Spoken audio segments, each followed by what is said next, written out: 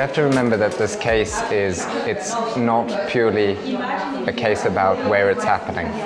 You've got an Australian journalist publishing about the United States in the United Kingdom. Even though Brexit has happened, the United Kingdom will still be part of the European Court of Human Rights. So,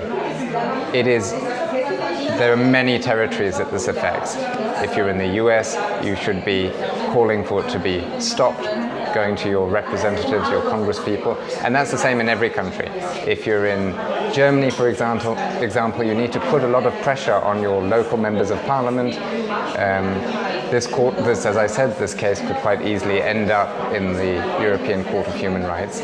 And the idea that the United States can reach its arm out across the Atlantic and pluck anyone that they want for publishing anything that they don't like will set the precedent that any country can do that.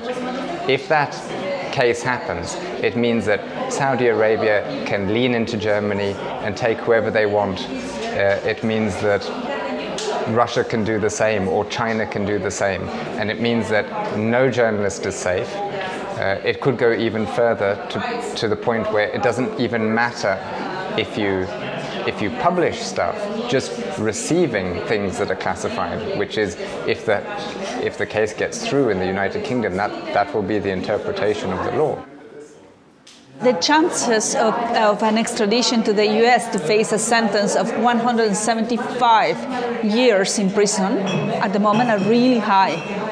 And basically what we can do now is only hope that the political circumstances will change in the US, because this election, upcoming election, presidential election in the US, is a deal breaker or deal maker. You know, like if Trump is confirmed, chances are very high that he will be extradited and treated, tortured, further tortured in the US. I think that Europe has a role to play, and we are hoping that more countries of the European Union will step in and have an active role impeding that a journalist who practices journalism in European soil for the rest of the world is extradited to the US under the Espionage Act. It's very dangerous for Europe because he might be the first of many. My name is Esteban Servat, and I'm the co-founder of WikiLeaks, which is a project inspired by WikiLeaks that we created in Argentina about 2 years ago and leaked a secret document on contamination of water tables by fracking in Argentina. After that, I had to flee, and now I'm living in Germany because of intense government persecution and death threats. But we built a massive movement against fracking. And I think this shows the importance of Assange's work and why it's so important for all of us to support him and WikiLeaks, because the revolution that they began really sparks many other revolutions all over the world in many fields like the environment. And that's what inspired us, and that's why we all need to come to his support right now that he needs us the most. I think that we live in a time that in a weird way became fictional. We have fake news and a lot of lies floating around, and we live in a really, really intense crisis on every level, I think. And I think that art is a very powerful tool to transport some political topics, and it's especially for urgent things that require also a response on an emotional level, because many things you can grasp with your brain and agree to it, but to get into action you need to motivate people on an emotional level and get them, and I think that that's the reason why I feel as an artist obliged to exactly do that. What is it that Julian Assange would be confronted with in case of an extradition to the US?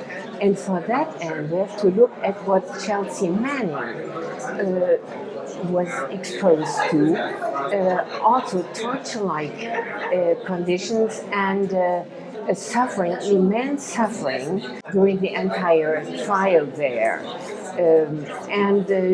Especially the Espionage Act poses great dangers to whistleblowers as well as journalists. The way to fight this is to do something. Don't do nothing. Tweet about it, write about it, go to events, join up the Don't Extradite Assange campaign. Do events like this, which has been done by pure supporters who have come up with an idea, created an event, got a mass of people here in order to shine a light on what's going on. Because if Julian Assange is taken to the US, there will be no light shone. And democracy will go dark, because without a free press, you do not have a democracy. An alle, die sich weiterhin trauen, kritischen Journalismus zu betreiben und nicht durch den Gedanken einschüchtern zu lassen, die USA würde sie ohnehin kontrollieren. Vielen Dank für eure mutige Arbeit.